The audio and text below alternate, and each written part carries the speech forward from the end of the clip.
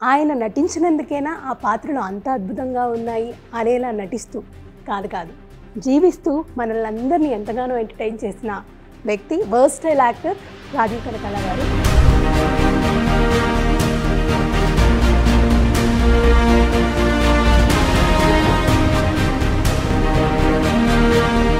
మరి ఎక్స్ప్రెసివ్ అయినా సరే ఎక్కువ రోషన్ అంటే లైక్ ఆ స్టేజ్ మీద మాట్లాడే విధానం కానీ అదంతా చూస్తే నేను కూడా షాక్ అయ్యాను. వీడేంటి ఇలా మాట్లాడేస్తున్నాడు. నేను కూడా మామూలుగా స్టేజ్ మీద మాట్లాడేటప్పుడు కొంచెం తడబడి ఎక్కడో చోట ఫంబుల్ అయ్యి అక్కడ అమ్మది వచ్చింది అయ్యి మొత్తానికి డెఫినెట్గా చాలా బాగా మాట్లాడాడు. మనందరి నసీబుల్లో ఏం రాసి పెట్టిందో ఎప్పటికీ తెలియదు, కానీ నచ్చినట్టు మార్చుకుంటాం. కావాల్సింది లాక్కొని తెచ్చుకుంటాం. అది ఇస్సతైనా ఔకాదైనా.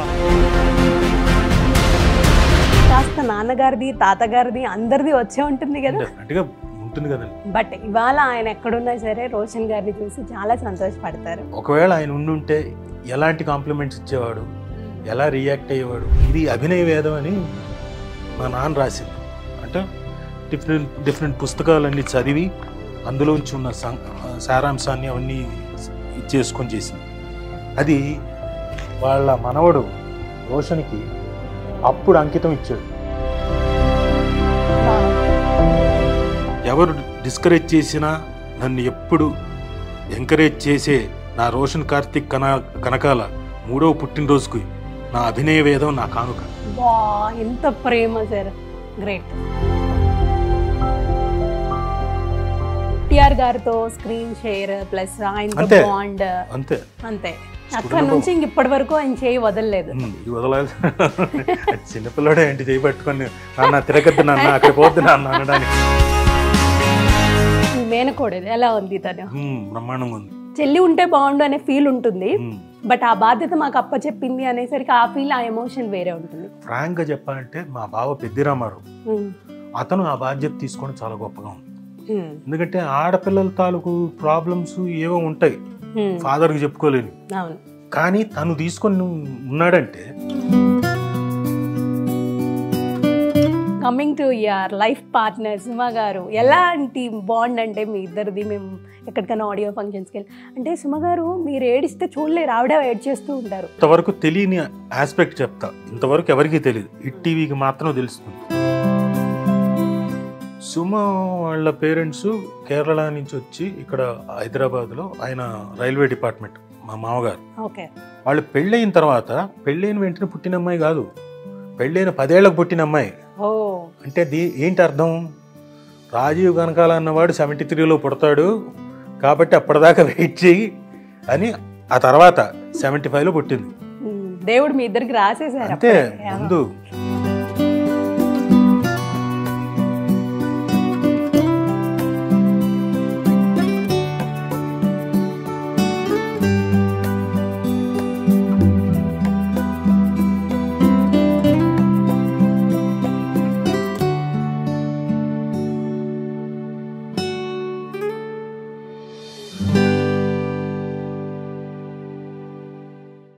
హాయ్ హలో నమస్తే, welcome to hit TV. Telugu సినీ ఇండస్ట్రీలో వైవిధ్యభరితమైన పాత్రలు పోషిస్తూ ఆయన నటించినందుకైనా ఆ పాత్రలు అంత అద్భుతంగా ఉన్నాయి అనేలా నటిస్తూ కాదు జీవిస్తూ మనల్ని అందరినీ ఎంతగానో ఎంటర్టైన్ చేసిన వ్యక్తి వర్స్టైల్ యాక్టర్ రాజీవ్ కనకాల గారు. ప్రస్తుతం ఆయన దగ్గర మనం ఉన్నాము. రాజీవ్ కనకాల గారు బోలెడని విషయాలు చాలా ఇంటర్వ్యూస్లో షేర్ చేసుకున్నారు, బట్ ఇప్పుడు వాళ్ళ కొడుకు తెర మీదకి వచ్చి అందరినీ ఎంటర్టైన్ చేస్తున్నారు. మరి రోషన్ గురించి, sir present projects and future projects గురించి ఆయన్ని అడిగి తెలుసుకుందాం. మరి ఇంకెందుకు ఆలస్యం, మాట్లాడిద్దాం. నమస్తే సార్. నమస్కారం. ఎస్, ఎలా ఉన్నారు? బాగున్నాను, గుడ్. చాలా హ్యాపీగా ఉంది మిమ్మల్ని ఇలా చూడడం. ఇప్పుడు అంటే చాలా ప్రౌడ్ మూమెంట్ కదా సార్, ఒక ఫాదర్కి కొడుకు ఒక అంటే మీ ఇండస్ట్రీ ఫీల్డ్లో దట్టు చేయడం అనేది ఎలా అనిపిస్తుంది మీకు?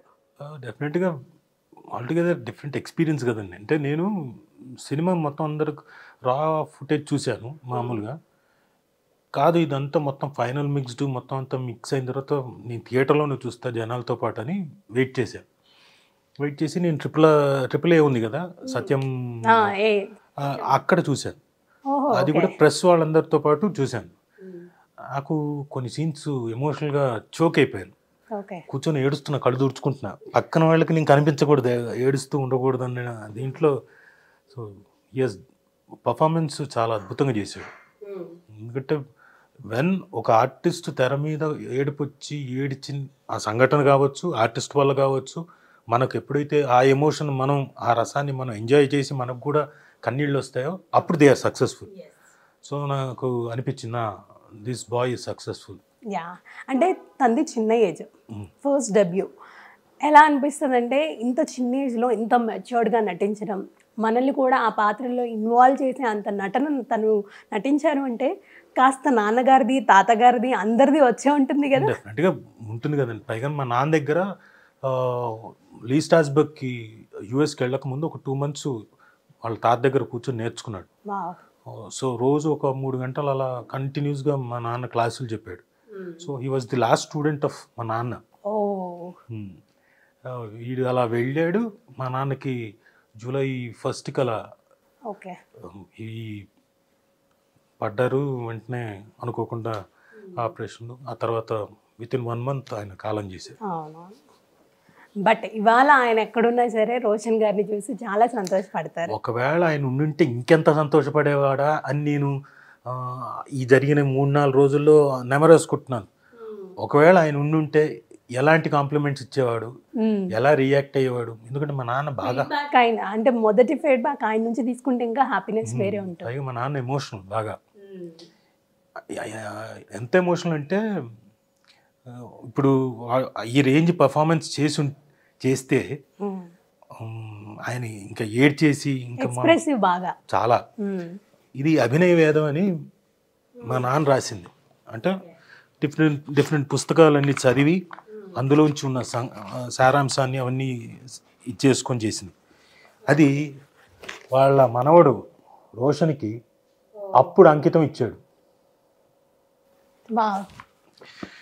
ఎవరు డిస్కరేజ్ చేసినా నన్ను ఎప్పుడు ఎంకరేజ్ చేసే నా రోషన్ కార్తిక్ కనకాల 3వ పుట్టినరోజుకి నా అభినయ వేదం నా కానుక. బా, ఎంత ప్రేమ సార్, గ్రేట్. ఆయనకి ఎంత లవ్ ఉంటే ఒక పుస్తకాన్నే బర్త్డే గిఫ్ట్గా. మళ్ళీ నేను కూర్చొని ఈయనతో అన్నీ చెప్పించిన వాడిని కొడుకు నేను అప్పటికి. బట్ నాకు కాదు, అంటే హీ లవ్డ్ అంటే అంతలా ప్రేమించాడు. ఆయనకి రోషన్ అంటే విపరీతం ఇష్టం. అంటే అదే ఉండుంటే ఆయన ఇంకెంత ఎంజాయ్ చేసేవాడా అని. బట్ ఏం చేయలేము సార్, అది అంతే. పైనుండి ఆయన ఆశీర్వాదం ఎప్పుడు ఉంటుంది. ఎస్, అంటే స్టోరీ ఇది డైరెక్టర్ గారు కానీ స్క్రిప్ట్ రైటర్ వచ్చి చెప్పినప్పుడు, అంటే స్టోరీ నరేట్ చేసినప్పుడు ముందుగా ఎవరు విన్నారంటే మీరా, సుమ గారా? సుమ గారు. రోషన్ విన్నాడు ఫస్ట్, తర్వాత సుమ వినింది. ఓకే, వినిన తర్వాత డెసిషన్ తీసేసుకున్నారా? కాస్త టైం పట్టింది ఎందుకంటే దాంట్లో అంటే ప్రాపబిలిటీస్ ఇంకోటి చూసుకున్నారు. తర్వాత దాన్ని మళ్ళీ 2-3 వర్షన్స్ అవన్నీ జరిగిన తర్వాత ఫైనల్ వర్షన్కి వచ్చింది. ఓకే, అంటే రోషన్ గారిలో ఒక యాక్టర్ ఉన్నారు, తనకు ఒక ప్యాషన్ ఉంది యాక్టింగ్ మీద, తనని మనం ఒక మంచి నటుడిగా చూడొచ్చు అన్న థాట్ మీకు ఎప్పుడు వచ్చింది? ఆయనలో ఎప్పుడన్నా అబ్జర్వ్ చేశారా ఏమన్నా? అయ్యో, మీకు యూట్యూబ్లో దొరుకుతుంది సుమ అండ్ రోషన్ చిన్నప్పుడు సాంగ్ ఒకటి. ఓకే, అది చూస్తే ఏడుపు వచ్చేస్తుంది. అది చిన్న వయసు, హార్డ్లీ నాకు తెలిసి 4 ఏళ్ళు ఎంత ఉంటుంది, 4 ఏళ్ళు 5 ఏళ్ళు ఉంటుందేమో, 6 ఏళ్ళు ఉండొచ్చు. వాడిని రోడ్డు మీద సుమ క్యాజువల్గా వాడిని తీసుకెళ్ళి ఆ పాట అదొకటి, భోజనం తినిపించడం, స్కూల్కి తీసుకెళ్ళడం, నువ్వేరా నాన్న నా చిన్ని కన్నా నా లైఫ్లో ఇది అని గొప్పగా వాడి గురించి పాడుతూ చేస్తూ, ఈ ప్రాసెస్లో ఫాదర్ లేకుండా పోవడం చిన్నప్పుడు, మళ్ళీ ఇతను పెద్దగా అయిన తర్వాత మదరు లేకుండా పోవడం, ఇవన్నీ చాలా ఎమోషనల్గా ఉంటుంది. దొరికితే బిట్ వేయండి తప్పకుండా, అది చిన్న బిట్ భలే ఉంటుంది. సో అప్పటి నుంచే వాడికి ఇంట్రెస్ట్ ఉంది చిన్నప్పుడు. ఆ తర్వాత స్టూడెంట్ నెంబర్ 1 వాడికి హార్డ్లీ 2 years 3 years వయసులో ఉన్నప్పుడు ఏమీ తెలియదు వాడికి. ఆ సీడీ తీసుకొని పెట్టుకునేవాడు, ఒక చూసేసి ఉంటాడు, 100 సార్లు చూసింటాడు. ఆ తర్వాత యమదొంగ రిలీజ్ అయినప్పుడు ఏమంటివి అది నేర్చేసుకొని వినాయక చవితికి మా ఇంటి పక్కనే లేన్లో అది పెట్టారు వినాయకుడిది. ఆ స్టేజ్ మీదకి వెళ్ళి పర్ఫామ్ చేసాడు. సో అప్పటి నుంచి ఉంది ఇంట్రెస్ట్. తర్వాత స్లోగా ఇంకా అప్పటికి మనం ఏం చెప్పలేము. అప్పుడు మనకి ఏమనిపిస్తుందంటే మన బిడ్డ కాబట్టి వీడికి ఉంది, వీడికి ఏదో ఉంది అని అనుకుంటాం కానీ బట్ వాడి వాతావరణం కూడా ఇంచుమించు, కాకపోతే నా అంత కాదు కానీ ఇంచుమించు నా లాంటిదే. నేను ఎక్కువ కాలం ఉన్నాను అదే ఇన్స్టిట్యూట్, ఇల్లు నాది ఎక్కువ కాలం, అంటే పెళ్ళయ్యేంత వరకు నాది అదే లైఫ్. దాదాపు 26 ఏళ్ల పాటు నేను అదే ప్రపంచంలో, అందులోనే ఇంకా వేరేది లేదు. సో వీడికి అట్లీస్ట్ ఆ 3-4 ఇయర్స్ 5 ఇయర్స్ ఉండింది ఆ ఛాన్స్. ఇల్లు ఇన్స్టిట్యూట్ ఒకటే, తర్వాత ప్రైవసీ మాకు ఇల్లు అంటూ సపరేట్ అయింది అనుకోండి. సో వాడికి కూడా ఇంచుమించు నాలాంటి సర్కమ్స్టాన్సెస్. సో ఆ లేత వయసులో ఉన్నప్పుడు డెఫినెట్గా కొన్ని ఇంప్రెషన్స్ పడతాయి. పడినప్పుడు నేను కూడా అలాగే పడి ఉంటుంది. న్యాచురల్గా మేము కూడా అదే కోరుకుంటాం కదా, ఓకే ఈ ప్రొఫెషన్లో ఉన్నాం కాబట్టి ఈజీ అవుతుంది వాడికి చేయడానికి, ఈజీగా తెలుసుకుంటాడు, ఈజీగా రిప్రొడ్యూస్ చేయగలుగుతాడు. సో ఇప్పుడు రోషన్ గారిని చూస్తే తండ్రికి తగ్గ తనయుడు, తాతకి తగ్గ మనవడు అనొచ్చా? ఇంకా టైం ఉందండి, అప్పుడే అంటే ఫస్ట్ డెబ్యూతో ఇంప్రెషన్ మారిపోతుంది. ఇంప్రెషన్ కొట్టాడు, సమస్య లేదు. 100% he has performed well, he has made his mark. So ఇంకా టైం ఉంది, అంతే. Still lot of miles to go.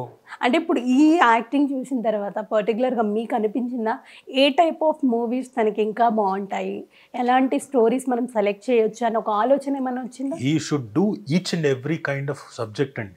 Okay, not only ఇది మాత్రమే అని కాదు, he has to do variations. Okay, చేయగలిగితేనే నటుడు. And I'm sure he can do it. ఎందుకంటే యూఎస్కి వెళ్ళిన తర్వాత లీ స్ట్రాస్బర్గ్ ఇన్స్టిట్యూట్లో ఎప్పుడైతే ఇక్కడ నేర్చుకున్నాడు, వాడి థాట్ ప్రాసెస్ కూడా నేను డిఫరెంట్ కైండ్ ఆఫ్ జానర్ చేస్తాను అని మొదలుపెట్టాడు. నేనంటాను అలా కాదురా, కొన్ని మామూలుగా ఉండేవి చేయాలి, అంటే జనాలకు అర్థమయ్యేవి చేసి ఆ తర్వాత నువ్వు కొంచెం డిఫరెంట్ కైండ్ జానర్స్ ఉన్నా చేయొచ్చు, కొంచెం మరీ అవేగా వెళ్ళిపోకూడదు అని నేను చెప్తూ ఉంటాను. So he's definitely capable of doing every kind of genre. So ఈ మూవీ చూసిన తర్వాత మీకు వచ్చిన అభిప్రాయం అది, అంటే మూవీ చూస్తున్నప్పుడు ఒక సిచ్యువేషన్ ఉంది, అంటే ఒక బోల్డ్గా బైక్ డ్రైవ్ చేస్తూ వెళ్తూ ఉండడం అనేది, ఆ సీన్ ఏదైతే ఉందో తను ఈ సీన్ చేయగలడు, చేస్తాడు అన్న నమ్మకం మీకు ఉండిందా అప్పుడు? నాకు మొదటి నుంచి ఉందండి. అంతే, ఎందుకంటే ఇప్పుడు కాదు వాడు యాక్ట్ చేసింది, చిన్నప్పుడు యాక్ట్ చేశాడు, తర్వాత నిర్మలా కాన్వెంట్ చేశాడు, ఆ తర్వాత వెబ్ సిరీస్ ఒకటి చేశాడు. సో అవన్నీ చూడలేదు నేను. కాకపోతే ఈ ట్రైనింగ్ కొంచెం ఫార్మల్ ట్రైనింగ్ కొంచెం జరిగింది కదా, సో జరిగిన తర్వాత న్యాచురల్గా పర్ఫామ్ చేయగలుగుతాడు అని ఒక ఇంప్రెషన్ వస్తుంది కదా. అంటే ఏ రేంజ్ వరకు చేస్తాడు ఏంటి అని తెలియదు. మధ్య మధ్యలో వచ్చి అడిగాడు, ఏది ఎలా ఉంటే బెటర్ నాన్న, ఏంటి ఎమోషన్ ఎలా పండించాలి ఏంటని, చిన్న చిన్న టిప్స్ అంతే. సో హీ డిడ్ ఇట్ అంతే. ఎస్, మరి ఎక్స్ప్రెసివ్ అయినా సరే ఎక్కువ రోషన్, అంటే లైక్ ఆ స్టేజ్ మీద మాట్లాడే విధానం కానీ అదంతా చూస్తే ఆశ్చర్యపోయాం. అంటే ఎంతైనా అమ్మ మాట్లాడుతూ ఉంది కదా, వచ్చేసింది అనుకున్నాం. మీ ఆలోచన ఎలా ఉండేది? డెఫినెట్గా నేను కూడా షాక్ అయ్యాను, వీడేంటి ఇలా మాట్లాడేస్తున్నాడు. నేను కూడా మామూలుగా స్టేజ్ మీద మాట్లాడేటప్పుడు కొంచెం తడబడి ఎక్కడో చోట ఫంబుల్ అయ్యి అక్కడ అమ్మది వచ్చింది అయ్యి ఉంటుంది. అంటే మొత్తానికి డెఫినెట్గా చాలా బాగా మాట్లాడాడు. ఎస్, అంటే మామూలుగా పేరెంట్స్ ఆశీర్వాదం అనేది ఇంపార్టెంట్. ఏదైనా ఒకటి కొత్తగా స్టార్ట్ చేసినప్పుడు, తను మూవీ స్టార్ట్ చేసే ముందు మీ దగ్గర, సుమ గారి దగ్గర ఎలాంటి అంటే విషెస్, బ్లెస్సింగ్స్ తీసుకున్నారు? మా విషెస్ ఎప్పుడు ఉంటాయి కదండి, ప్రత్యేకంగా అంటూ ఏమి అక్కర్లేదు, ఎప్పుడు ఉంటుంది. ఇప్పుడు 24 గంటలు అదే ఆలోచించాం. ఇప్పుడు ఈ దాదాపుగా ఒక 15 రోజుల నుంచి మరీను we are all totally stuck with Roshan. Cinema గురించి ఏంటి, పబ్లిసిటీ ఏంటి, అక్కడ ఏంటి, ఆ థియేటర్ దగ్గర పోస్టర్ ఏంటి, ఇవే దీంట్లో ఉన్నాం. సో దొరకడం, అతనికి మంచి ప్లాట్ఫామ్ దొరికింది. హి హాజ్ ఎస్టాబ్లిష్డ్, జనాలకి ఈరోజు తెలుసు, ఇంకా తెలియాల్సిన వాళ్ళకి చాలా మందికి ఉంది. సో బహుశా నెక్స్ట్ సినిమాతో ఇంకా బాగా చొచ్చుకుపోతాడు జనంలోకి. యాక్చువల్గా తన ఫస్ట్ డెబ్యూ కాబట్టి ఏదన్నా ఒక స్పెషల్ క్యారెక్టర్లో కానీ, ఒక గెస్ట్ రోల్లో కానీ మీరు కానీ సుమ గారు కానీ కనిపిస్తారేమో అని ఎక్స్పెక్టేషన్స్ ఉన్నాయి ఆడియన్స్కి. మీరు ఎందుకు అందులో చేయలేకపోయారు? అంటే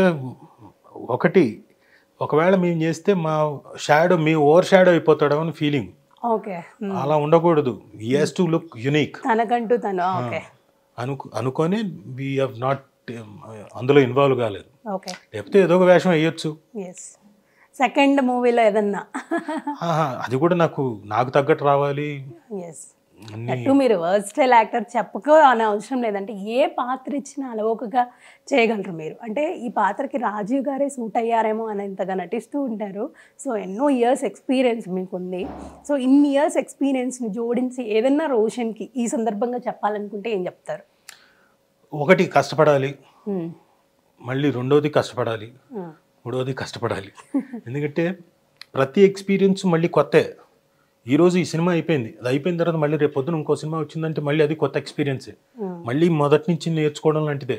ఎవ్రీడే మళ్ళీ మీరు నేర్చుకునే దీంట్లోనే ఉంటారు. ప్రతిరోజు కొత్త ఎక్స్పీరియన్స్లు కొత్త ఎక్కడో చోటు నుంచి నేర్చుకునే అంటే ఒక యాక్టర్కి రీబర్త్ లాగా ఎప్పుడు నిరంతరం. ఈరోజు నేర్చేసుకున్నాను కాబట్టి నాకు ఇంతటితో అయిపోయింది, ఇంకా నేర్చుకోనక్కర్లేదు అనుకునే ఛాన్స్ ఉండదు. ప్రతి యాక్టర్కి he has to learn each and every day.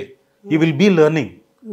కాబట్టి ముందు నుంచి చెప్తుంది ఒకటే, కష్టపడాలి, నేర్చుకోవాలి, నేర్చుకున్నది ప్రాక్టీస్ చేసుకొని మళ్ళీ నువ్వు వాట్ ఎవర్ కెమెరా ముందుకి రిప్రొడ్యూస్ చేయగలగాలి. ఇవన్నీ చేయాలని కాన్స్టెంట్గా అదే చెప్తూ ఉంటారు.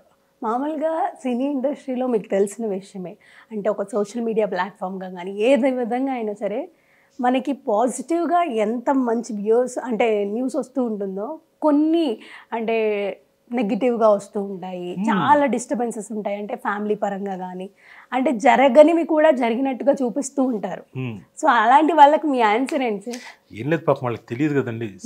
ఎట్లా ఉంటుందంటే what I have learned over the years, కొంచెం మొదట్లో బాధ అనిపించేది. తర్వాత ఆలోచించగా ఏమైందంటే వాళ్ళకి తెలియకుండా అకారణంగా వాళ్ళకు కొంత కోపాలు వచ్చేస్తాయి. అకారణంగా వాళ్ళు ద్వేషం పెంచుకుంటారు పక్కన వాళ్ళని. అదేంటో వాళ్ళకి తెలియదు పాపం. ఆలోచించుకోవడానికి వాళ్ళకి తెలియదు.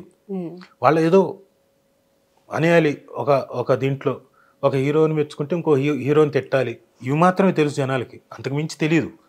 కాబట్టి వాళ్ళు ఏంటంటే దీంట్లో న్యాచురల్గా కమెంట్ చేస్తారు, ఇంకోటి ఏదో ఒకటి అంటారు.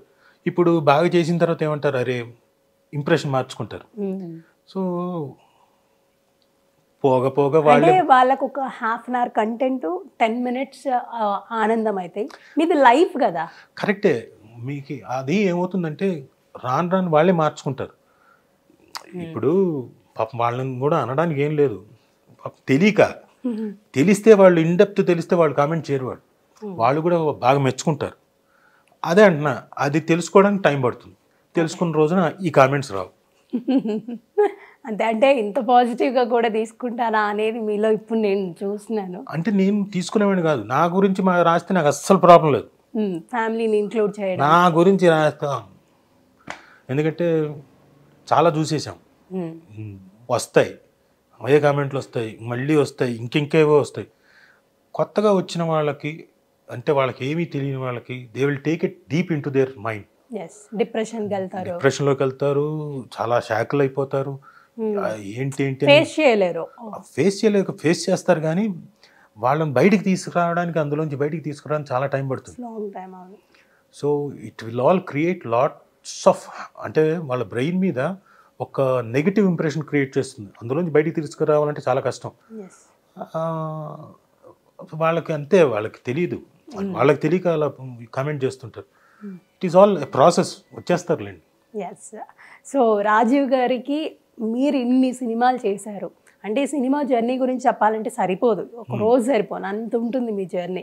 బట్ కొన్ని పాయింట్స్ మాట్లాడుకుంటే, మీరు ఇన్ని సినిమాలు చేశారు కదా, మీకు హార్ట్కి బాగా టచ్ అయిన మూవీ కానీ, ఈ మూవీ నాకు ఎప్పటికీ లైఫ్ టైం గుర్తుండిపోతుంది అనే మూవీ ఏదైనా? చాలా ఉన్నాయండి అందులో.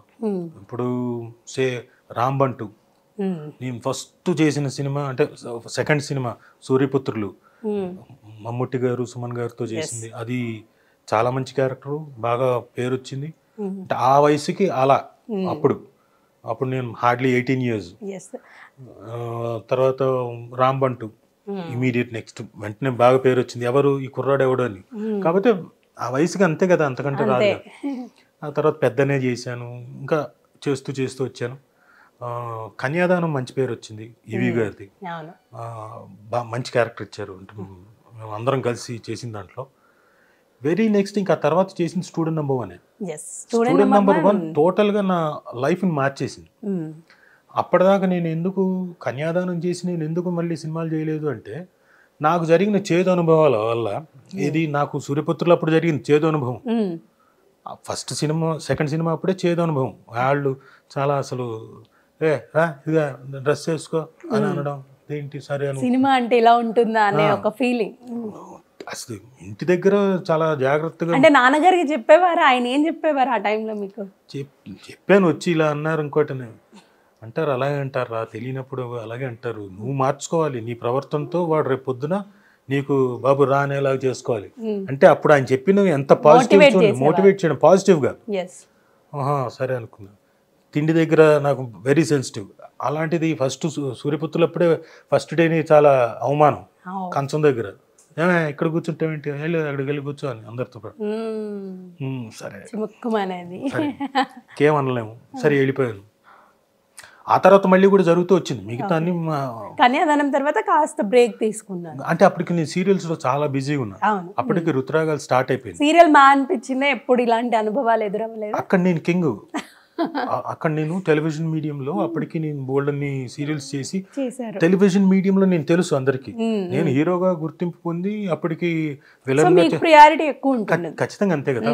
హీరోగాను విలన్ గా చేస్తున్నప్పుడు హీరో టెలివిజన్ మెయిన్ రోల్ కాబట్టి అక్కడ అందరు తెలిసిన వాళ్ళే కాబట్టి ప్రయారిటీ. నాకు అక్కడ ఏంటి సినిమా ఇండస్ట్రీలో ఎట్లా ఎవరు ఏంటి ఎలా బిహేవ్ చేయాలని మనకు తెలియదు. అందరు నేనైతే అందరితో కలిసి ఉంటాను మామూలుగా యూనిట్లో. వీళ్ళు వాళ్ళని తారతమ్యం ఉండేది కాదు. మాకు ఒక ఓన్ యూనిట్ కూడా ఉండేది, శ్రీలక్ష్మి అవుట్డోర్ యూనిట్ అని. సో నేను అది కూడా మెయింటైన్ చేసేవాడిని. సో నాకు లైట్ మెన్లు వాళ్ళందరితో కూడా నాకు ఫ్రెండ్షిప్ ఎక్కువ. నేను వాళ్ళతో కలిసి పనిచేసేవాడిని.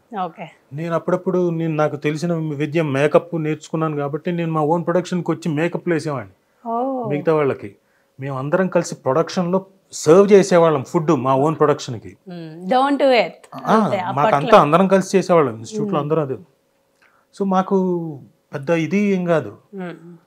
కాకపోతే సినిమా ఇండస్ట్రీకి వెళ్ళేసరికి వాళ్ళు మాట్లాడే పద్ధతి నిర్లక్ష్యంగా ఏంటే అన్నసరికి కేర్లెస్గా మాట్లాడుతున్నారు అని ఒక డెఫినెట్గా ఇది వద్దురా మనకి ఎందుకు, చక్కగా వర్క్ పిలిచిస్తున్నప్పుడు ఇది అది వదిలేసి ఇక్కడికి వచ్చి ఈ మాటలు పడడం ఎందుకని ఇంకా వెళ్ళలేదు. దాదాపు 2 years నేను జక్కన రాబట్టి శాంతినివాసం చేయబట్టి శాంతినివాసం నుంచి జక్కన స్టూడెంట్ నెంబర్ 1 చేస్తున్నాడు కాబట్టి సినిమాలోకి మళ్ళీ ప్రతి సినిమా అలా వెళ్తూ ఉండింది మంచిగా. స్టూడెంట్ నెంబర్ 1 చేసాడు కాబట్టి నాకు అక్కడి నుంచి నేను ఐ కేమ్ ఇంటూ మళ్ళీ reentry into industry, cinema industry.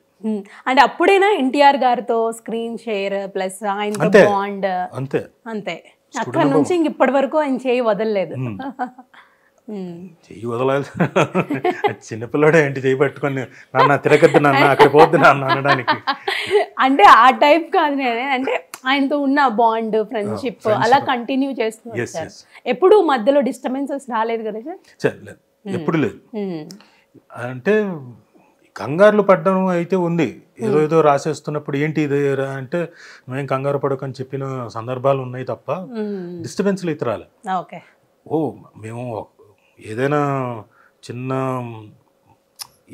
Point మీద మాట్లాడుకునేటప్పుడు వాదోపవాదాలు జరిగేవి. తను నెగేట్ చేసేవాడు, నీకేం తెలుసు అది అనేవాడు. నువ్వు అనుకుంటున్నావు సరే నాకేం తెలియదు నేను పోతున్నాను, నేను లేచి వెళ్ళిపోయేవాడిని. ఇలాంటివి జరుగుతాయి కానీ తనకి తెలుసు వీడు ఎక్కడికి పోడు, నేను మళ్ళీ మామూలే.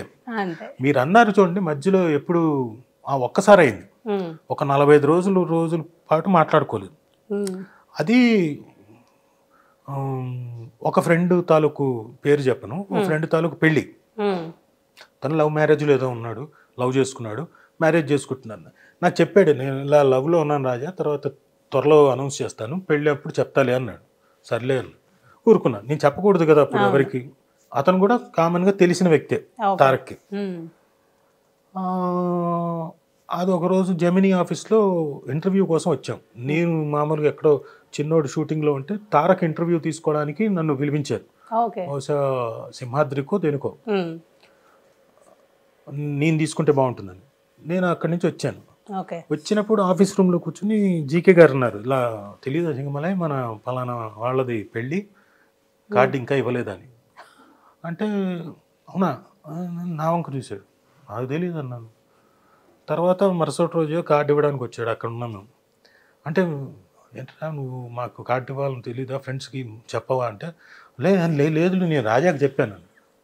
ఊరి నువ్వే వద్దన్నావు కదా, చెప్పొద్దన్నావు, పైగా నీ పెళ్లి గురించి నేను ఎలా చెప్తాను, చెప్పమంటే నేను చెప్తాను, నువ్వు కార్డు ఇస్తా అన్నావు కదా, తర్వాత నేనే అనౌన్స్ చేస్తా అన్నారు కదా.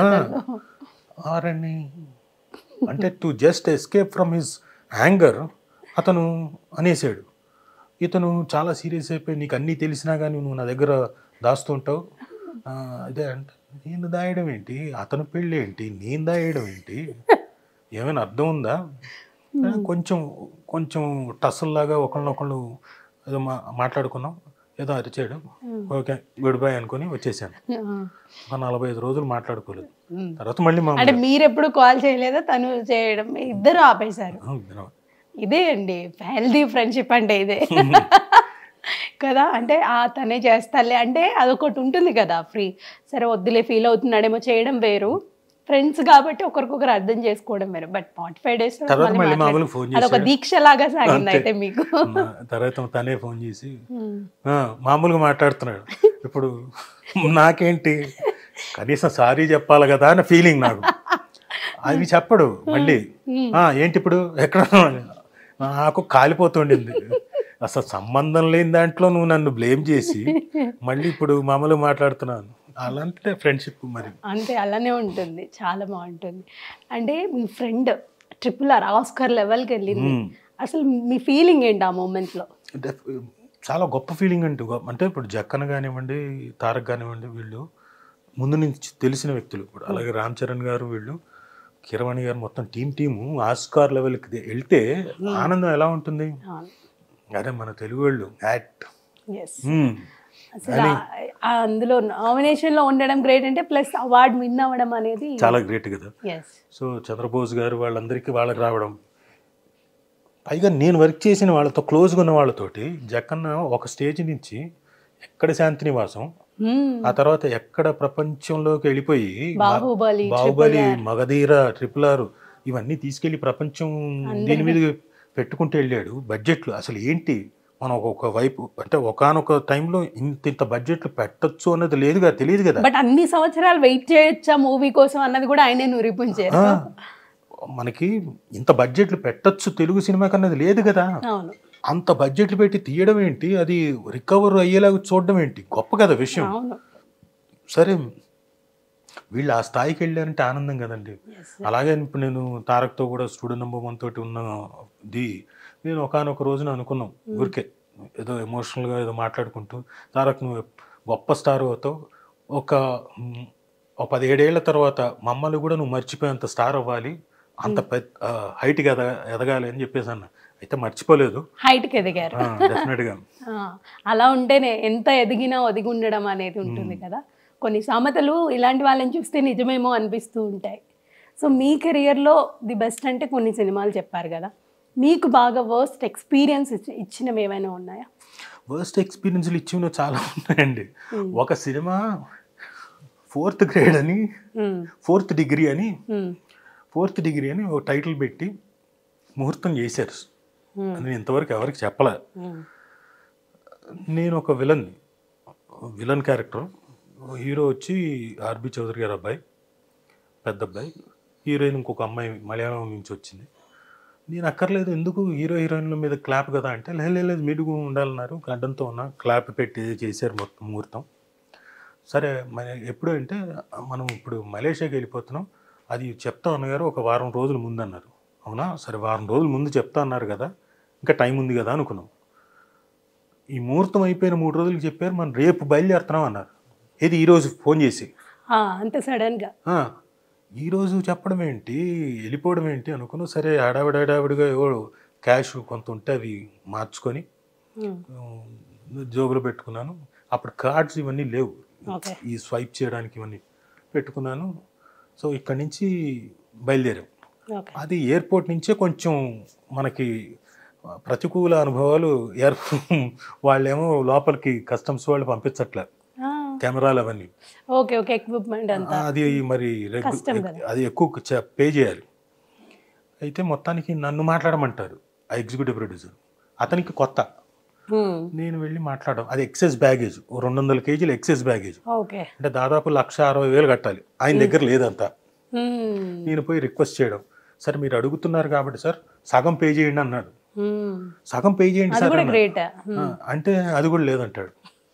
సరే మొత్తానికి ఇదంతా ఏదో జరుగుతుంది డిస్కషను.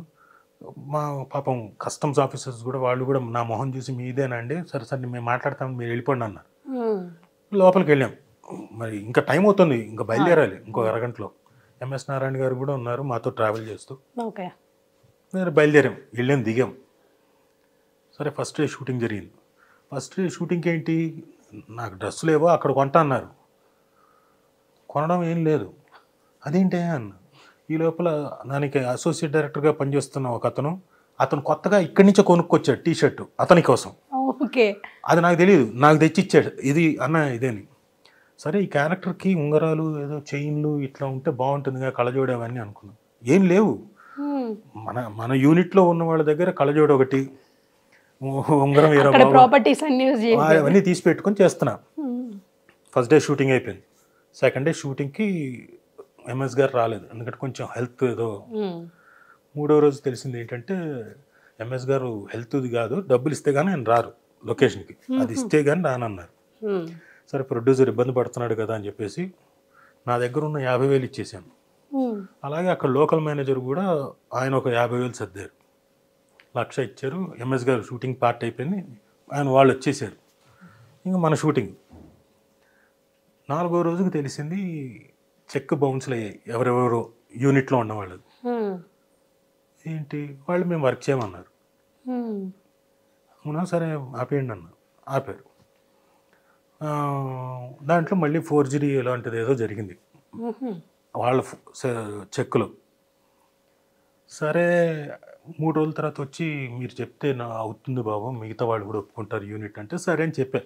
ఎలాగో ఉన్నాం కదా ఎందుకు చేద్దామని. వాళ్ళ నా మాట మీద ఒక 5 రోజులు చేశారు. ఆ తర్వాత వాళ్ళు కూడా ఇంకా ఆపేశారు. నేనన్నా మీరు ఎలా వచ్చారా చెక్కు కూడా ఇవ్వకుండా, యూనిట్ వాళ్ళు కెమెరా వాళ్ళు ఎలా వచ్చారు మీరు, మీకన్నా మీ యూనిట్కి చెప్తారు కదండి. ఏమోనండి మీరు ఉన్నారని చెప్పేసి మొత్తానికి ఏదో మాటలు చెప్పాడు, వచ్చేసామండి. తీరా చూస్తే మీరు నమ్మరు, మామూలుగా మన 3rd డిగ్రీ అంటాం కదా పోలీసు వాళ్ళు, మాకు 4th డిగ్రీ టైటిల్ పెట్టిందే మాకు ఆ చుక్కలు చూపించడానికి. మేము అక్కడ కూర్చొని 21 రోజులు మాత్రమే మా స్టే, 21 డేస్ తర్వాత వెనక్కి వచ్చేయాలి లేదా ఎక్స్టెండ్ చేసుకోవాలి. డబ్బులు లేవు, నేను ఇచ్చేసిన 50,000 ఇచ్చేసాను ఆయనకి, డబ్బులు లేవు. కోలాలంపూర్లో ఆ పెట్రోనాస్ టవర్ నాకు గదిలోంచి కనపడుతుండేది, అక్కడ కూర్చొని రోజు ఉంటే పొద్దున్న లేవడం పెట్రోనాస్ టవర్ చూడడం. లక్కీగా మనకు తెలుగు ఆయన అక్కడ ఉండి మనకి అక్కడ మేనేజరు, ఆయన ఫుడ్ పెడుతుంటే రోజు ఫుడ్ తినడం కూర్చోవడం రోజు. ఈ లోపల మనకి బాలకృష్ణ గారి సినిమాకి ఇంకొక మేకప్ ఆర్టిస్ట్ వచ్చారు. ఆయన నుండి బాబు మీరేం టైం పాడు చేయకండి, మీరు వచ్చేయండి వెళ్ళిపోండి, వీళ్ళు ఇక్కడ ఎలాగే చేస్తారు మిమ్మల్ని ఆపేస్తారు జాగ్రత్త అని. ఓయమ్మ అనుకున్నాను. అయితే తీరా చూస్తే 21 రోజులు అయిపోయింది. వెనక్కి వెళ్ళాలంటే 125 రింగేట్లు కట్టాలి ఒక్కొక్క టికెట్కి. ఎవరి దగ్గర ఉంది 125? లక్కీగా షూటింగ్ లేదు, షూటింగ్ చేయట్లేదు, కూర్చోన్నాం పెట్రోల్ టవర్ చూడడం. మళ్ళీ అక్కడే ఇంకా మా యూనిట్ వాళ్ళందరితో నవ్వుకుంటూ ఏదో పేకాడుకోవడం. మళ్ళీ సరేరా బాబు రాత్రిపూట ఏదో మందు తాగండి, నాకు ఉన్నది 50 రింగెట్లు, ఏం తీసుకుంటారు చేసుకోండి అని ఇవ్వడం, కూర్చోవడం.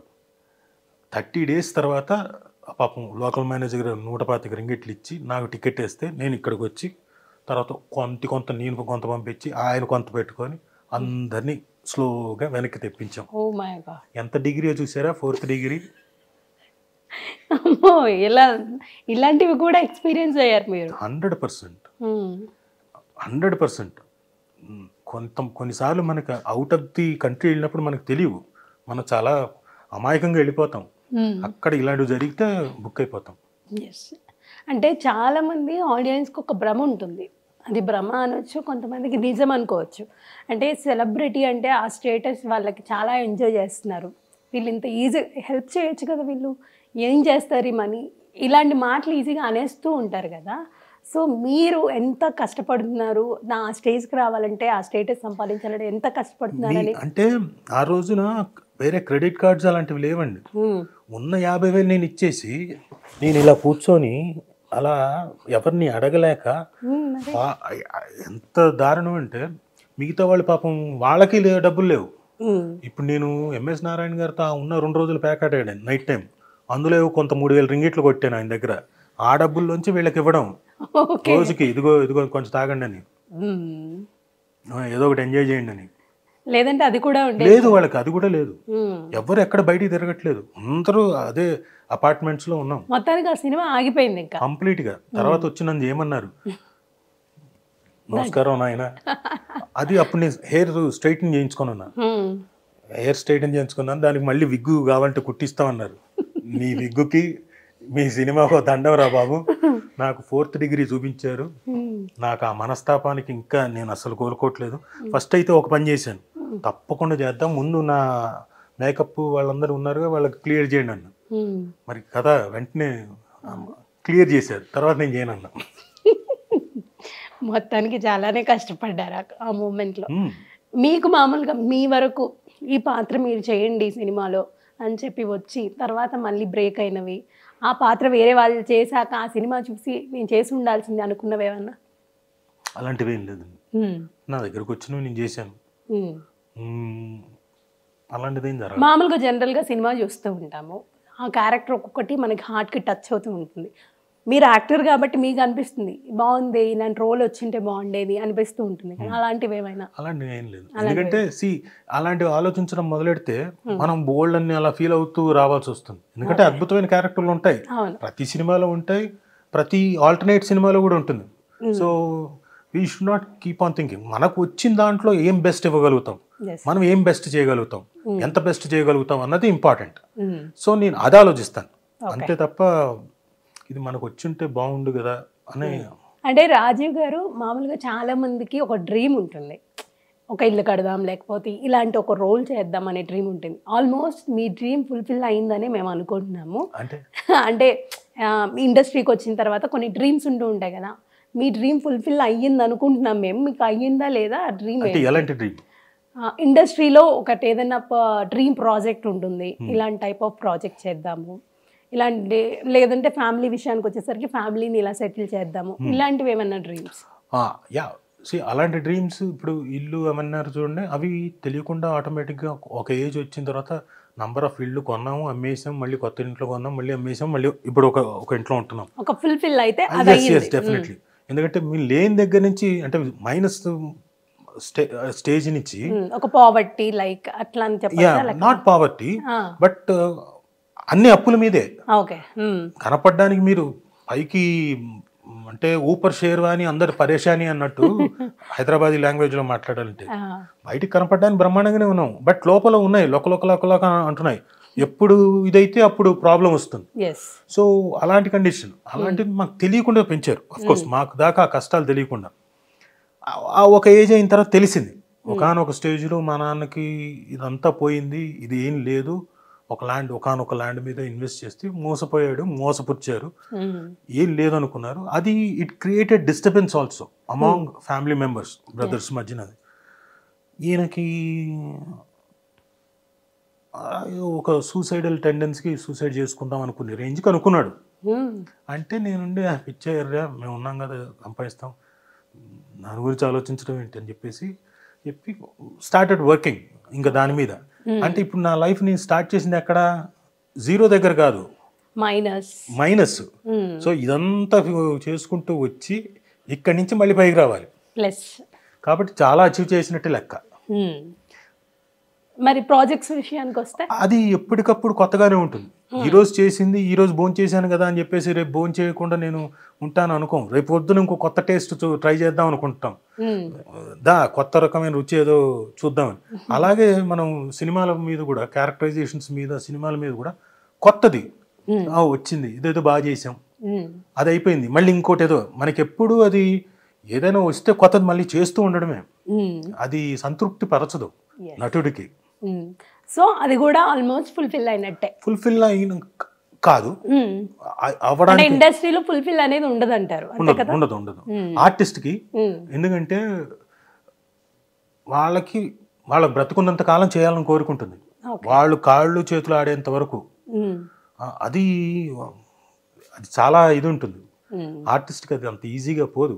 మొహానికి రంగు వేసుకున్న తర్వాత, రోజు అలవాటు పడిన తర్వాత, లొకేషన్కి వెళ్ళి 10 మందిని కలిసి 10 మందితో మాట్లాడుకుంటూ మళ్ళీ కొత్త రకమైన క్యారెక్టర్ను చేస్తూ ఈ కొత్త డైమెన్షన్ని ఎంజాయ్ చేస్తున్న వాళ్ళకి మీరు ఇవన్నీ మానేసి ఇంట్లో కూర్చోండి పేపర్ చదువుకోండి అంటే, కష్టం. పొద్దున్నే వాకింగ్కి వెళ్ళండి, వచ్చిన తర్వాత పేపర్ చదువుకోండి, ఇవన్నీ అంటే వాళ్ళు కూర్చోలేరు. మేనేజ్ చేయడం కష్టం. ఇంపాసిబుల్. ఉమ్, చాలామంది సీనియర్ ఆర్టిస్టులు అందరికీ పాపం వాళ్ళకి చేయాలంటుంది, ఆపర్చునిటీ రాదు. ఎందుకంటే వాళ్ళ వయసు రీత్యా వాళ్ళని పెట్టుకుంటే ఏమవుతుందో అని వీళ్ళకి ప్రొడక్షన్ వాళ్ళకి.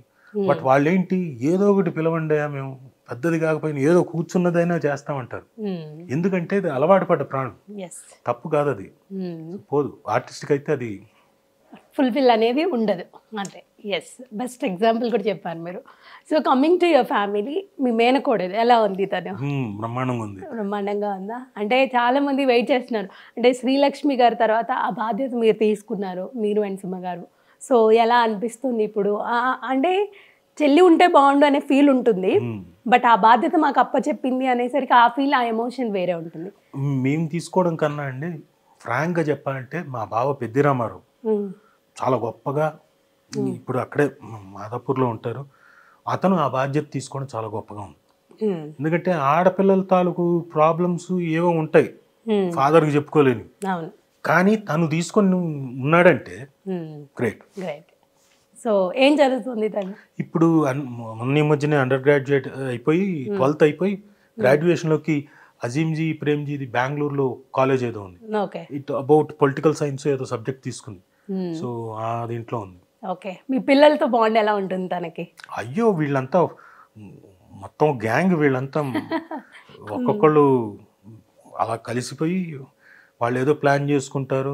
వాళ్ళంతా సినిమాలకి, ఇంట్లో కూర్చొని ఏదో ఒకటి, దే ఆర్ ఆల్ ఒక గ్యాంగ్. ఓకే, సో అన్ఎక్స్పెక్టెడ్ గా జరిగింది సార్ శ్రీలక్ష్మి గారికి సడన్లీ కోవిడ్ టైంలో. ఐ థింక్ ఎస్, కోవిడ్ టైంలో వెరీ ఫాస్ట్, అన్ఎక్స్పెక్టెడ్. అంటే అంతకుముందు ఏదో ఉండింది, తను ఎవరికి చెప్పలేదు బయటికి. తనకేదో ఆ లంప్ వస్తుంది కదా ఆడవాళ్ళకి, బ్రెస్ట్ క్యాన్సర్కి, ఆ లంప్ ఏదో ఉండింది, పట్టించుకోలేదంట. తగ్గిపోతుందిలే అనుకుంది, ఏదో మెడిసిన్ ఏదో తీసుకుంది ఆయుర్వేదిక్, అదేదో ఆ లంప్ కూడా కరిగిపోయింది, సో తగ్గిపోయింది అనుకుంది. తర్వాత కొంత 1.5 year తర్వాత చూస్తే లంప్ మళ్ళీ రావడం, మళ్ళీ అది అప్పుడు చెక్ చేయించుకోవడం, అప్పటికి స్టేజ్ కొంచెం మారడం, ఆ లంప్ కాస్త అక్కడ నడవలేకపోయిన పొజిషన్కి వచ్చింది, సివియర్ స్టేజ్కి. అది స్పైన్కి వచ్చేసింది ఆ క్యాన్సర్. స్పైన్కి స్ప్రెడ్ అవుతుందంట. అందుకనే కొన్నిసార్లు ఆడవాళ్ళకి ఈ హిట్ టీవీ ముఖంగా చెప్పేది ఏంటంటే, కంపల్సరీ చెక్ చేయించుకోండి.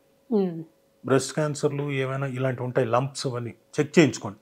ఫస్ట్ స్టేజ్లో ఉన్నప్పుడు ఈజీగా ఇచ్చేస్తారు.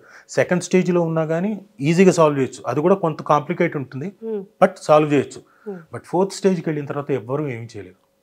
మా చెల్లెలకి ఎప్పుడైతే ఈ 4th స్టేజ్కి వెళ్ళిపోయిందో, తను నడవలేకపోతుంది, నొప్పి నొప్పి నొప్పి అంటుంది. ఒకసారి ఇంటికి రారా అంటే, నేను షూటింగ్లో హడావిడిలో ఉన్నాను, నారప్ప షూటింగ్లో, అప్పుడు సరే ఇదేమో అంటుంది. ఒకసారి ఇంటికి వెళ్తే అది రూమ్లోంచి బయటికి రావడానికి నడవలేకపోతుంది, రూమ్లో పట్టుకొని నడవడం కలనాడు. ఏంటి ఏమైందని అంటే అప్పటికి తెలుసు. అప్పటికి మా బావగారు బసవతారకంలో తనకున్న ఇన్ఫ్లుయెన్స్కి ట్రీట్మెంట్ పెద్ద లెవెల్లో చేయించాడు, అక్కడ చేయించాడు. ఆ తర్వాత ఏజీలో కూర్చోబెట్టి చేయించాడు. బట్ అంతా అయిపోయిన తర్వాత మళ్ళీ ఆయుర్వేదిక్ మెడిసిన్ ఏదో తీసుకుంది. అప్పుడేమన్నారంటే, చేసిన తర్వాత తగ్గిపోయింది అన్నారు, టోటల్గా మొత్తం క్లియర్ అన్నారు. ఏది పీరియాడికల్ టెస్ట్ ఉంటాయి కదా 6 monthsకి. అంటే అమ్మాయి అనుకున్నాం. మళ్ళీ ఇంకా తర్వాత ఇంకో 6 monthsకి టెస్ట్ ఉంది. అప్పుడేంటి అంటే, మేకి టెస్ట్ ఉంది, మార్చికి కొట్టేసింది. మార్చి నెలలోకి రిలాప్స్ వచ్చేసింది. ఓ గాడ్. ఆ రిలాప్స్ రావడం ఏమీ చేయలేని పొజిషన్లో, అంటే జాండీస్ తగ్గితే కానీ లోపల మనం ఏమి చేయలేవు. క్యూర్ అవ్వదు కదా. జాండీస్ ఎల్లో అయిపోయింది బాడీ, కళ్ళు ఫుడ్ డైట్ కూడా చాలా ఇదిగా ఉండాలంటారు. So nothing we could do, మొత్తం మనిషినే కొలాబ్ చేసేస్తుంది టోటల్గా. So it was very painful death. అందరూ అలా ఉన్నాం. అంటే న్యూస్ వచ్చింది కానీ Covid time that. Covid time పాపం చాలా మంది రావాలనుకున్నారు, లాక్డౌన్ నా మూమెంట్ వద్దని చెప్పాం. ఎందుకంటే ఆ టైం కోవిడ్ టైంలో ఏం జరిగే ఒక పొరపాటు జరిగితే వాళ్ళ హెల్త్లు కూడా ఉంటాయి కదా. చాలా అంటే మీ లైఫ్లో మీరు చాలా చూసారు. ఒక్క ఫ్యామిలీలో ఒక ఇంట్లో సడన్గా అన్నీ జరిగిపోవడము.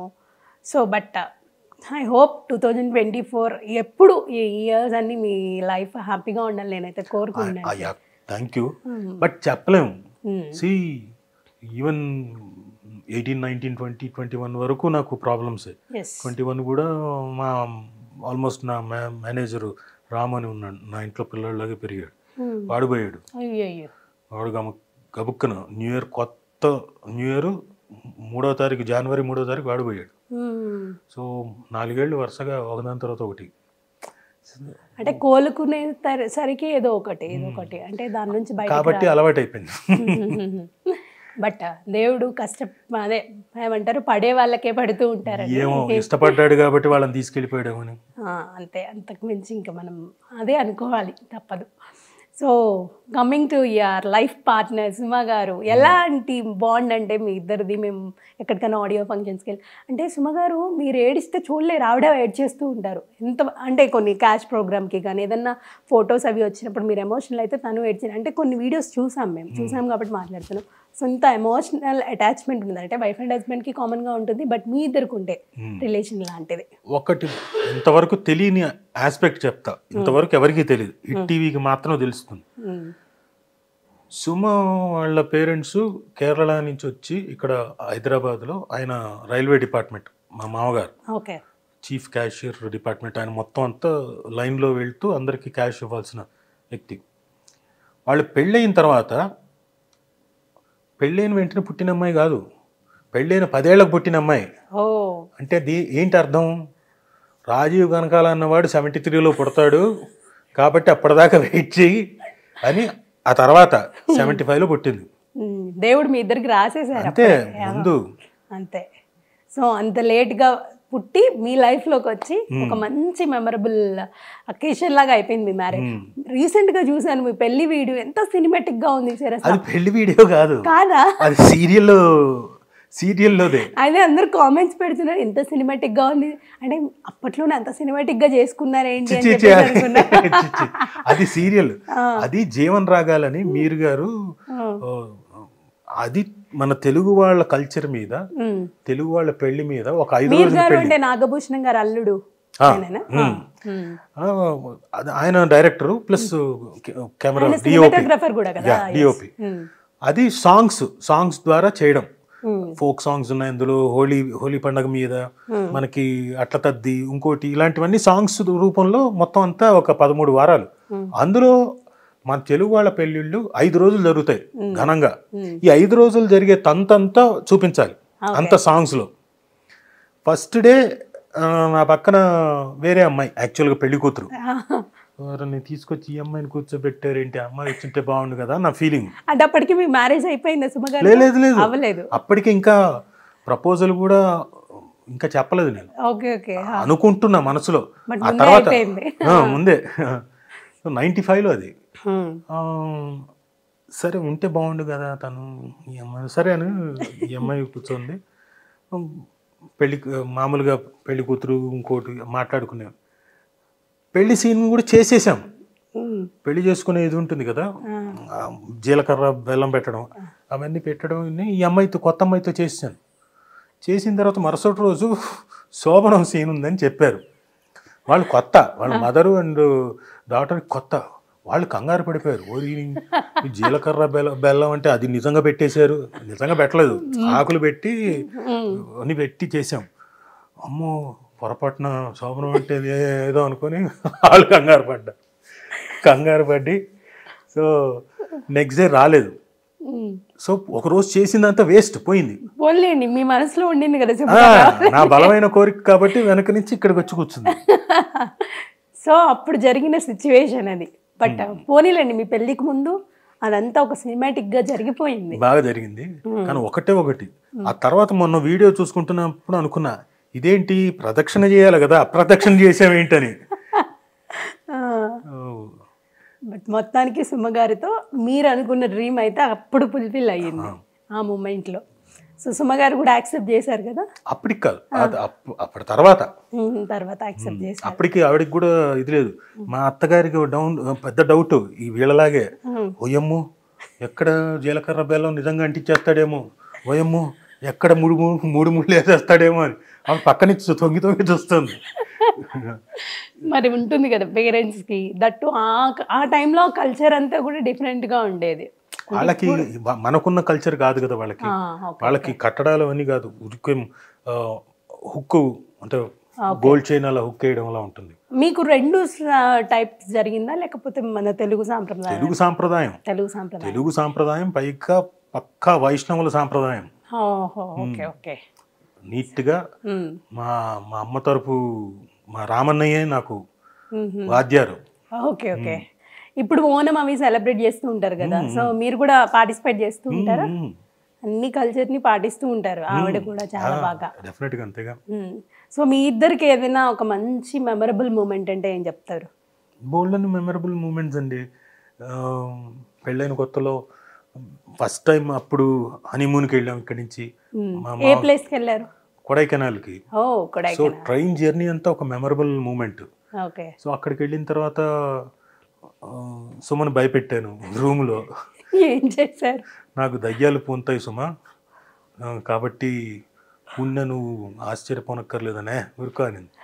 సరే అని చెప్పేసి లేదు అని చెప్పేసి రూమ్లో కూర్చున్నాం, లైట్లు ఆఫ్ చేసి కూర్చున్నా, సైలెంట్గా ఉన్నా. రాజా నువ్వు ఊరికో కావాల్సింది చేస్తున్నాయా రాజా? కాదు అని 5-10 నిమిషాలు అయినా కదలలేదు, అలాగే ఉన్నా. ఆ 10 నిమిషాల తర్వాత బాడీ అంతా షేక్ చేస్తూ అంటే తిని లేచి వెళ్ళిపోయి, ఆల్రెడీ రెడీగా ఉంది తలుపు దగ్గరికి వెళ్ళిపోయి, నేను వెళ్ళిపోతాను, ఇదిగో ఇక్కడ దాకా వచ్చిన తర్వాత నువ్వు ఇలా చేస్తే, ఇదిగో ఎవరు లేరు నువ్వు ఇలా చేస్తావేంటని ఆల్రెడీ రెడీగా ఉంది తలుపు దగ్గర. నాకు తెలుసు ఇంకా ఇప్పుడు చేయకపోతే దాటేస్తుందని నరవంగానే యాక్టర్ అనిపించుకున్నారు. అదొక మెమరబుల్ మూమెంట్. ఇద్దరికి హార్స్ రైడింగ్ రాదు కానీ గుర్రాలు ఎక్కాం. ఎప్పుడు పడిపోతామో ఏంటో నాకు పెద్దగా నాకు వచ్చినట్టుగా నేను ఫీలింగ్ చెప్పలేదు, నాకు రాదని. నాకు రాదని నేను చెప్పలేదు తనకి, కాకపోతే నేను భయం బయటికి చూపించకుండా రాజాదిరాజా అన్నట్టు అంతే. సో చాలా మంచి మెమరబుల్ మూమెంట్స్ అయితే ఉన్నాయి మీ లైఫ్లో. సో ప్రపోజ్ చేసినప్పుడు తన ఫీలింగ్ ఏంటి? ఫీలింగ్ అంటే ఏం లేదండి, ఫస్ట్ నో అనింది, చాలా సింపుల్గా నో అనేసింది. తెలుసు నాకు నో అంటుందని, ఎందుకంటే ముందు నుంచి జరుగుతున్నాయి కదా ఈ ఐ కాంటాక్ట్స్, నేను చూడడం, అదోలా చూడడం, ఇంప్రెస్ చేయడానికి చూడడం, ఇవన్నీ జరుగుతున్నాయి కదా, ఫ్లర్టింగ్ అంతా జరుగుతుంది కదా. కాబట్టి తెలుస్తూ వీడేదో ఇంట్రెస్ట్ చూపిస్తున్నాడు, నాకు తెలుసు తనకి అర్థమైపోయిందని. సరే ఒకరోజు వెళ్ళి గ్యాప్ చూసుకొని చెప్పేశాడు, నో అనింది. తన ముందే కూర్చొని ఒక్కసారి కమల్ హాసన్ గారిని రా ఒక్కసారి నాలోకి మీరు రండి అన్నా, అనగానే వచ్చేసాడు ఆయన, కళ్ళ నిండా నీళ్లు తెచ్చుకొని. తెలుసా తర్వాత ఏది కమల్ హాసన్ గారు వచ్చి చేశారని? అంటే నేను రియల్ అని ఫీల్ అయ్యారా అని? నిజమని ఫీల్ అయింది. ఏం చెప్పారు చెప్పండి. అప్పుడేం మాట్లాడలేదు, నేను వెంటనే కింద వచ్చేసాను, దిగి వచ్చేసి కేఎస్ రామారావు గారి ఇల్లు ఎలా ఉంటుందంటే పై నుంచి కిందకి అలా ఉంటుంది. పైన వీళ్ళ షూటింగ్ జరుగుతుంది 2వ ఫ్లోర్లో, కింద నేను ఇంకా దిగి వెళ్ళిపోయే దగ్గర ఒక చోట నించోన్నా. నేను ఏదో నాకు తెలుసు వెనక ఎక్కడి నుంచి వస్తుంది, వెనక నుంచి అని. నేను ఇటు చూస్తూ చంద్రుడు వంక చూస్తుంది కదా, ఓకే 1 2 3 అనుకొని వెళ్ళిపోయా. అక్కడి నుంచి 3 రోజులు నేను లొకేషన్లో కనపడలే. ఏమేడు అనే తాపత్రయం వస్తుంది కదా ఏ అమ్మాయికైనా. చెప్పిన తర్వాత సరే నో అన్నా కానీ ఎక్కడో చోట ఉంటుంది కదా. తర్వాత లాస్ట్ డే వచ్చా కారు వేసుకొని, అప్పటికి ఆ రోజు ఎస్ అని. పడిపోయింది అప్పటికి ఆ 3 days లో. अरे लड़की पढ़ती है मगर पटाने के तरीके रहते हैं అంతే. हाँ పోన్లేండి ఇది చూసి ఎవరైనా ఇన్స్పైర్ అవుతారేమో. బట్ అవతల నుంచి ఇంట్రెస్ట్ ఉందో లేదో చూసి చెప్పమని చెప్పండి మీరు. అది ఖచ్చితంగా అబ్బాయిలు కూడా ఏం పొరపాటున వెళ్ళి ఫోర్స్ చేసేయకండి. ఆ అమ్మాయికి ఇంట్రెస్ట్ ఉంటేనే, కానీ పటాయించడానికి తరీకాలు ఉంటాయి, ఆ తరీకాలు నేర్చుకోండి అంతే. అంతే. సో మొత్తానికి వంట బాగా చేస్తూ ఉంటారా మీకు? ఎవరు? సుమ గారు అద్భుతంగా చేస్తుంది. అవునా? కేరళ వంటలా మన తెలుగు వంట? కేరళ వంటలు, తెలుగు వంటలు కాకుండా మా అమ్మ చేసే రెసిపీస్ అని తనకొచ్చు. అబ్బా, ఇంకా అమ్మని మర్చిపోలేరు ఇంకా. సో తిన వంటల్లో మీరు ఎంజాయ్ చేయొచ్చు అమ్మని. పైగా రోజుకో డిఫరెంట్ వంట, వెరైటీస్. ఓకే. అంతే ఈ బిజీ స్కెడ్యూల్ ఇప్పుడు చేయలేకపోతుండొచ్చు కదా స్టార్టింగ్ లో? లేదు, ఇప్పుడు కూడా ఏదైనా ఫంక్షన్ ఉందంటే తనే చేస్తుంది. ఇప్పటికీ పిల్లలకి సాంబార్ అంటే తిను చేసే సాంబారే ఇష్టం, వంట ఆవిడ చేస్తే నచ్చదు. ఓకే. కాబట్టి తనే చేసి వెళ్తుంది సాంబార్ వరకు. మిగతావి అంటే వంట వాళ్ళు చేస్తారు, కానీ సాంబార్ తనే చేస్తుంది. ఎస్. అంటే మేము చూసిన సుమ గారు అన్ని విధాలా సక్సెస్ అయ్యారంటే, ఒక ఉమెన్గా, మదర్గా, వైఫ్గా, డాటర్గా అన్ని విధాలా ఒక సక్సెస్ విమెన్ అంటే సుమ గారు కూడా సక్సెస్ఫుల్ విమెన్ అంటే ఆవిడే.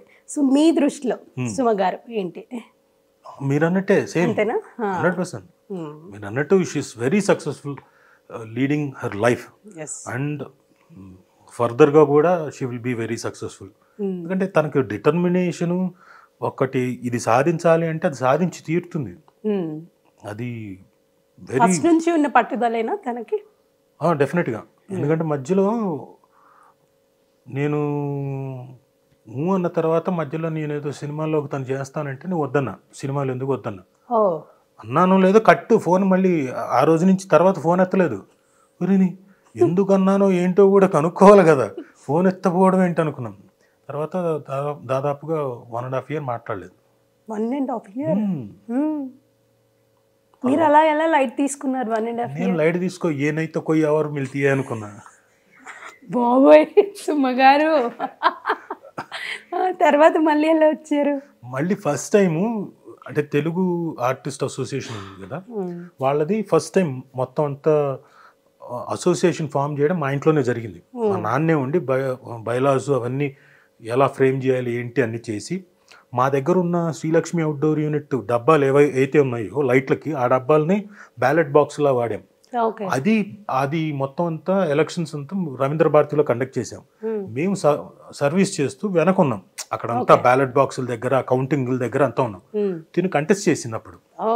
అయితే నేను ఆ బ్యాలెట్ బాక్సుల దగ్గర ఉండి చాలా దీనంగా అలా చూస్తూ 1.5 year తర్వాత మళ్ళీ పాపం దీనం. తను అనుకుంటే నేను దీనంగా నిజంగా అనుకుంటుంది, నేను అది కాదు. ఇప్పుడు ఓకే అంటే ఓకే, అయితే ఇంకో ఇంట్లో అనుకున్నా. తను కూడా మళ్ళీ అగ్రీ. తర్వాత అన్నీ ఫాస్ట్గా అయిపోయాయి. అక్కడి నుంచి వెంటనే వాళ్ళ ఇంట్లో వాళ్ళకి తెలియడం, బెట్రోతులు మాది నిశ్చితార్థం జరగడం, ఆ తర్వాత పెళ్ళి. విత్ ఇన్ 3 monthsలో అన్నీ ఫాస్ట్గా అయిపోయాయి. ఓకే. మొత్తానికి ఒక మంచి లైఫ్ అయితే స్టార్ట్ చేశారు ఇద్దరు కలిసి కెరియర్. సో ఎప్పుడు ఇలానే హ్యాపీగా ఉండాలని నేను మనస్ఫూర్తిగా కోరుకుంటున్నాను సార్. చాలా విషయాలు, బోల్డ్ అనే విషయాలు, కొన్ని తెలిసినవి, కొన్ని తెలియనివి, చాలా అంటే ఆల్మోస్ట్ మీరు ఇంటర్వ్యూలో తెలియని విషయాలే చెప్పారని మేము అనుకుంటున్నాం. కొన్ని ఇప్పుడు 10 years అంటున్నాను చూడండి, 10 years తర్వాత పుట్టింది. ఎవరైనా పెళ్ళైన తర్వాత వెంటనే పుడతారు, లేకపోతే 2-3 ఏళ్ళకి పుడతారు. 10 ఏళ్ళకి పుట్టడం ఏంటి అంటే అంత గ్యాప్, అంతే కదా. అంతే. సో డెస్టినీ, దాన్ని మనం ఎవరు మార్చలేం. సో బట్ చాలా విషయాలు మాతో షేర్ చేసుకున్నారు. Thank you so much sir. Sir ఇంకొక క్వశ్చన్ ఫైనల్గా, ప్రాజెక్ట్స్ ఏంటి, ఫ్యూచర్ ప్రాజెక్ట్స్? అంటే ఇప్పుడు నేను 2 ప్రాజెక్ట్స్ ఆల్రెడీ కమిట్ అయిన ఉన్నాయండి, అవి చేస్తున్నాను, కొత్త సినిమాలు. ఓకే. ఈ జనవరి ఎండ్ నుంచి కొత్త కమిట్ కావాలి. ఓకే. జనవరి ఎండ్ నుంచి కథ విన్నాను, వాళ్ళు నాకు అది ఓకే, ఆ సబ్జెక్ట్ ఓకే అనుకున్నాను. అది జనవరి ఎండ్ నుంచి. ఓకే. ఈ మూమెంట్లో ఎప్పుడైనా మీకు సీరియల్కి మళ్ళీ రావాలి అనిపించిందా సార్? అంటే ఈ మూవీ బిజీలో ఉన్నారు. లేదు, సీరియల్స్లోకి అంటే సీరియల్స్లోకి వస్తే నేను ఎంత మళ్ళీ స్ట్రెయిన్ అవుతానో నాకు తెలుసు. ఓకే.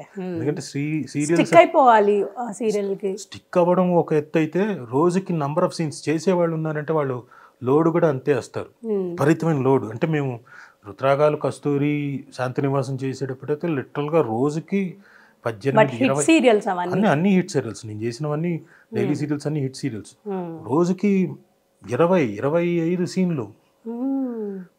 శృతి నేను ఎన్ని ఎపిసోడ్స్ అవుతాయి సార్ పర్ డైలీ? 3-4 ఎపిసోడ్ లాగేసినట్టే. ఇప్పుడు జస్ట్ 2 or 1.5 అని వింటున్నా. అప్పుడు మాకు టైం ఉండేది కాదు, ఇప్పుడు టైమింగ్ ఉంది. అప్పుడు మాకు నో టైం.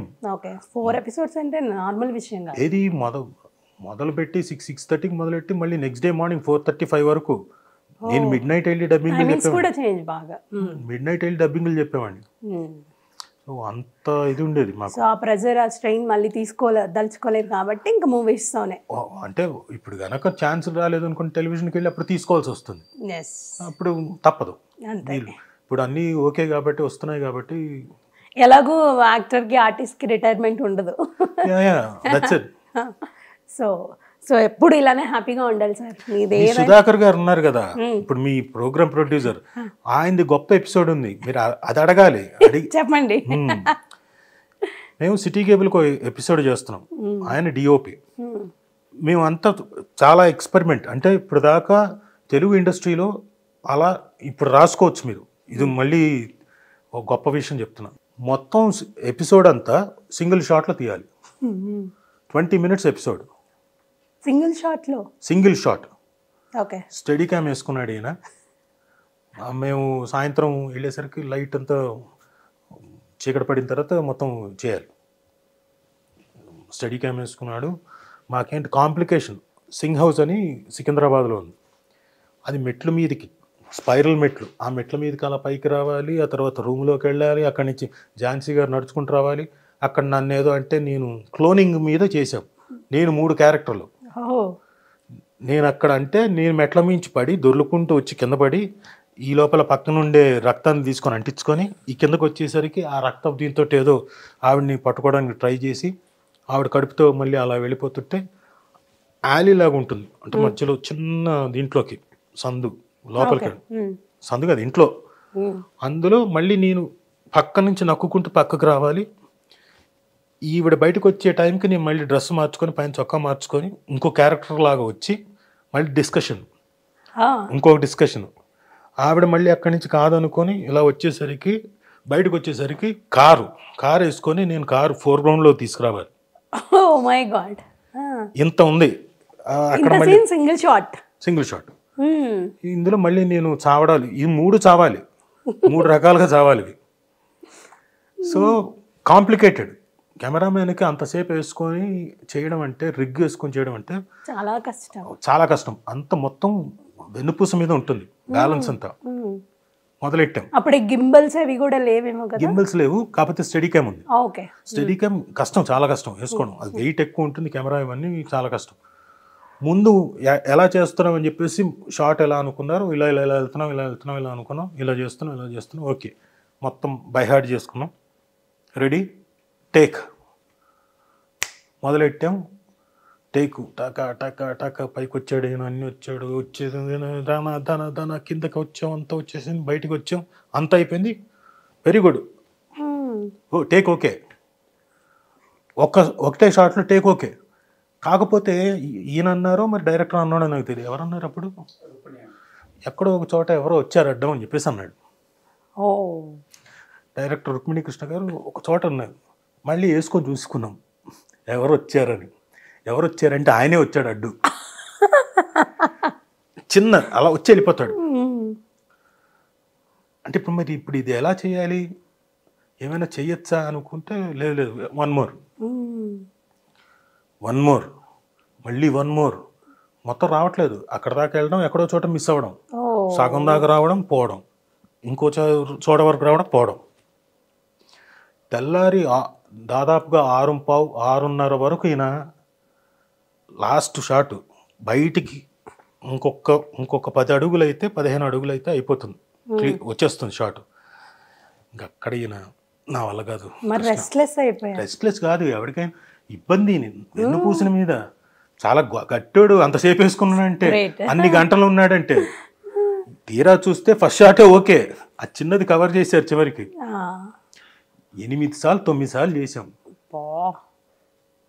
అంత గొప్పోడు. ఓపిక, చాలా ఓపిక. ఎస్, ఓపిక కూడా ఉండాలంటారు కదా, మీరే కష్టపడాలి, ఓపికతో ఉండాలి అని. ఎస్, నిజంగా sir thank you so much. మీలాంటి వారితో అంటే ఒక మంచి వర్స్టైల్ యాక్టర్తో మాట్లాడి బోల్డని విషయాలు షేర్ చేసుకున్నాను, అన్నీ తెలుసుకున్నాము. Thank you so much and all the very best. Thank you very much. So చూసారు కదా, రాజీవ్ కనకాల గారు బోలెడని విషయాలు మనతో షేర్ చేసుకున్నారు కదా. మరిన్ని ఇంటర్వ్యూస్తో మళ్ళీ మీ ముందుకు వస్తాను. Until then keep watching. This is Anusha signing off. Bye by.